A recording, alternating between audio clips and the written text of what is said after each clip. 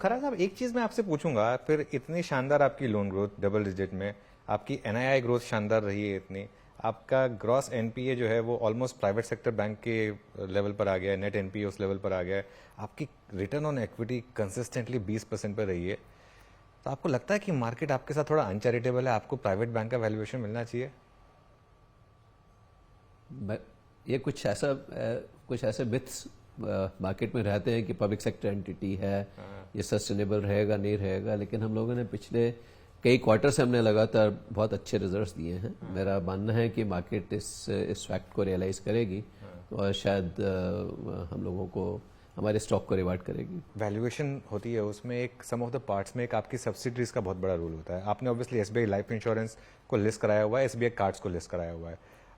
SBI AMC को लेकर क्या व्यू बन रहा है? क्योंकि मुझे याद है आपने कुछ महीने पहले कहा था कि अभी हम उसको ठंडे बस्ते में रख रहे हैं, लेकिन अभी मार्केट वापस हॉट हुआ है, म्यूचुअल फंड्स में लगातार रिकॉर्ड इन्फ्लोज आ रहे हैं, वापस एक बार सेक्टर, एक एग्जांपल दे रहा हूं मैं, एचडीएफसी एएमसी का स्टॉक में एकदम से करीब 50 या 60% की रैली हुई है बहुत जल्दी 3 महीने में।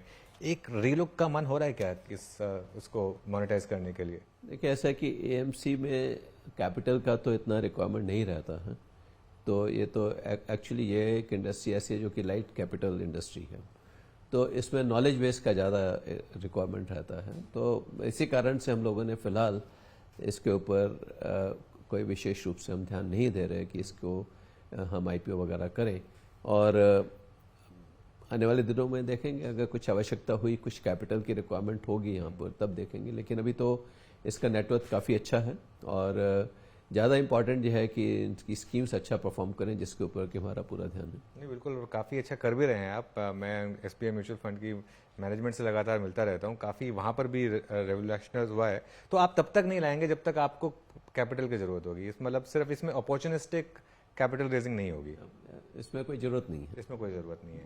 और हमने लाइफ और कार्ड को इसलिए आईपीओ इसलिए भी किया था क्योंकि ये जो है, इसमें कैपिटल की हमेशा रिक्वायरमेंट रहती है और हम उसको डीकपल करना चाहते थे फ्रॉम द बैंक, तो इसलिए हमने उसको जो है किया था। एसबीआई कैप्स, उसमें भी अभी कोई एसबीआई कैप भी जो है, उसमें भी it's again A light capital entity, तो उसमें भी ऐसी कोई आवश्यकता नहीं है। ओके, येस बैंक को लेकर अब आपका क्या रहता है? आपने टर्न अराउंड किया एक बैंक का, आपने एक मुश्किल समय में उस बैंक को संभाला, अब येस बैंक को लेकर क्या व्यू है? लॉक इन मेरे ख्याल से आपका शायद अब इसमें खत्म हो रहा है, तो क्या क्या व्यू होगा इस पर? अभी हम लोगों ने इस विषय में बोर्ड लेवल पर डेलिब्रेशन करना है।